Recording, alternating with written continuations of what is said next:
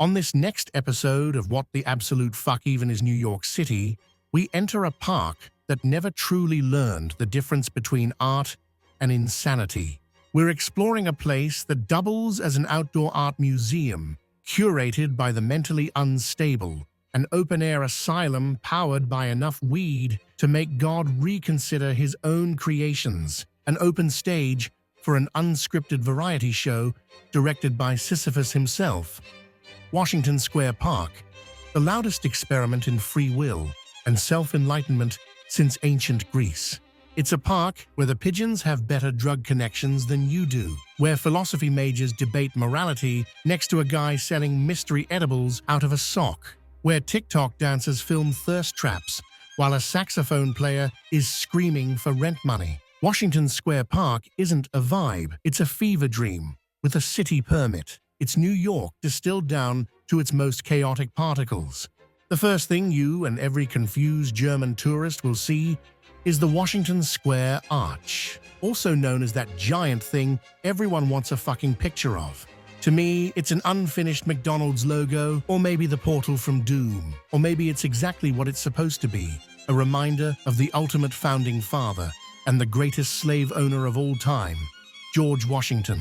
Like this man needs any more goddamn awards. The arch itself was built in 1895, designed by Stanford White, carved from Tuckahoe marble to celebrate the 100th anniversary of Washington's inauguration. A century ago, a group called the Arch Conspirators climbed it drunk, declared the Republic of Washington Square, and toasted to chaos. And the chaos stayed. It lingers in the weed smoke, in the scraped marble, in every badass radical kickflip. And above it all, George stares down, wig quivering, like he's just realizing he crossed the Delaware for this shit. Then there's the fountain, New York City's unholy public piss-water jacuzzi. The fountain's been here since 1852. It was redesigned in the 1870s by Jacob Remold, the same guy who gave Central Park its flair, and then turned into a wading pool by Robert Moses in the 1930s, so kids could marinate in history and pigeon water at the same time. Now it functions as a public hot tub. Homeless dudes, NYU kids, and drunk guys from Pride strip down and run through that bacteria soup like it's a rite of passage. One time, I saw Christians baptizing people in that same water while a full-on rave was going down right next to them. Shit was crazy. Down at the southwest corner of the park sits the Chess Hustlers Plaza, which sounds classy until you realize it's just a bunch of homeless guys trying to scam you by playing chess. They sit there all day like stone gargoyles made out of nicotine and caffeine, eyes half open, waiting for some tourist or NYU kid to wander up with $5 and confidence. And the thing is, they're brilliant. They've been here forever. They know every face, every move, every trick, every tell. They can read you before you even touch a pawn.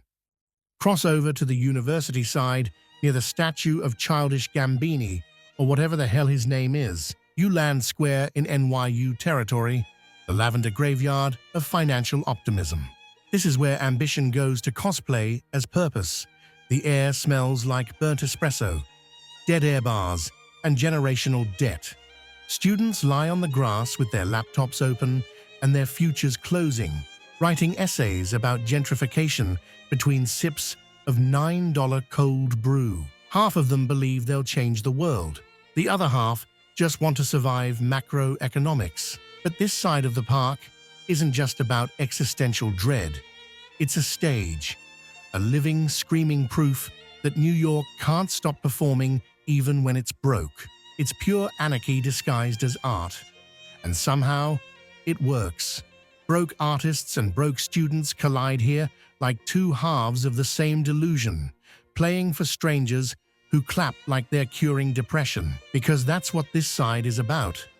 It's not just NYU kids killing time between classes, it's everyone clawing for a moment of meaning before the city eats them alive.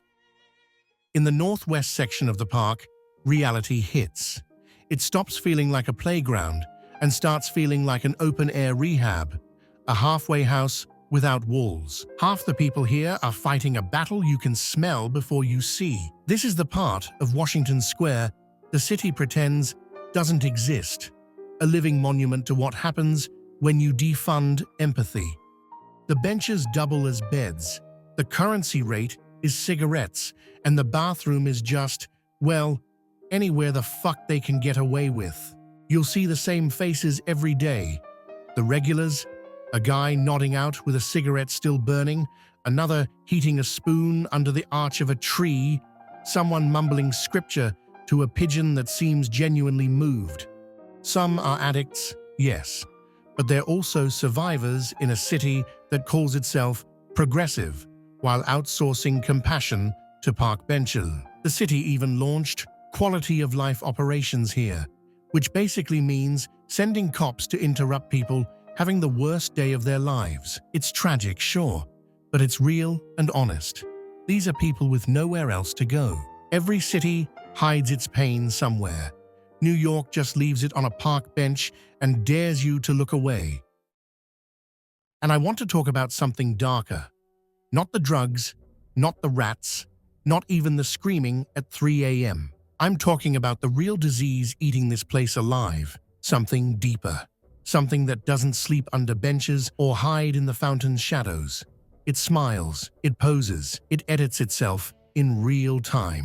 This isn't the kind of sickness you can treat with a needle exchange or a city sweep.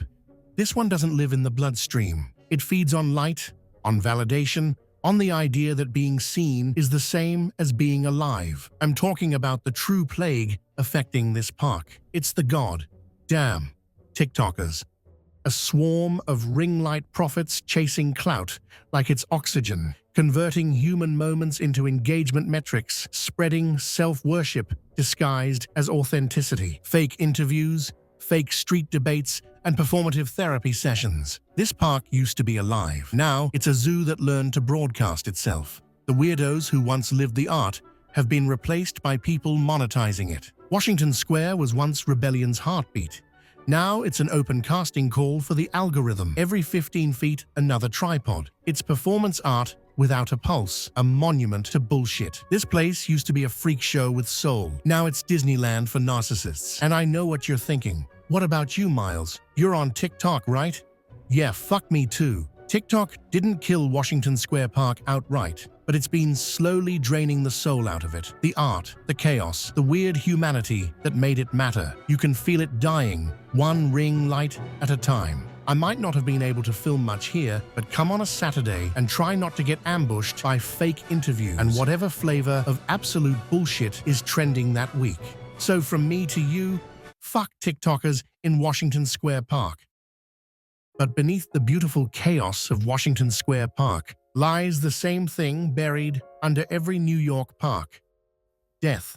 Because for some reason, this city can't stop building on top of the dead. It's like New York was designed by a necromancer with a city planning degree. Every playground, every fountain, every patch of grass with a QR code on it sits on somebody's bones. And Washington Square Park, it's a goddamn boneyard. Beneath the grass and guitar strings lies a city made of bones. 20,000 bodies, stacked like forgotten verses, decomposing under the laughter. From 1797 to 1825, this wasn't a park. It was a dumping ground for the poor, the nameless, the plague-ridden. Yellow fever tore through the city, and when the churchyards overflowed, they sent the rest here, a civic landfill for the dead. Every picnic, every protest, every NYU student pretending to read Murakami is standing on a mass grave.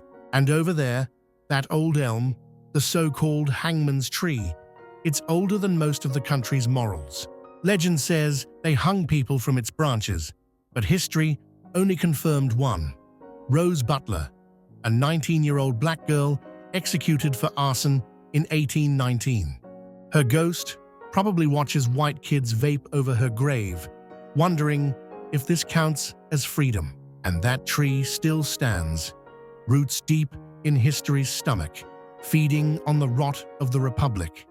When the wind hits right, you can hear it whisper, a slow, guilty rattle of a conscience that never really died. But despite its morbid history, I love this park. The moment you step inside, you can feel it. The tremor of humanity vibrating beneath every stone. People in love, people insane, people who can't tell the difference anymore. A poet screaming about capitalism next to a woman selling handmade dildos. A monk meditating 6 feet from a guy yelling that he's Jesus and needs quarters. Someone's playing jazz, someone's bleeding, someone's filming both. This place shouldn't work, but it does. Because chaos is the only language New York speaks fluently, and Washington Square Park is New York. Beautiful, broken, ridiculous, alive. The circus and the sermon, the morgue and the mixtape. It's the only place that still feels real. The city's open wound that somehow never closes. And that's Washington Square Park. Thanks for watching and for being part of this whole thing. If you liked it, like, follow, and subscribe. It really helps the channel grow. Leave a comment if something stuck with you, or even if you just want to say what's on your mind. I read them all, and I appreciate every single one of you for being here. Myles out.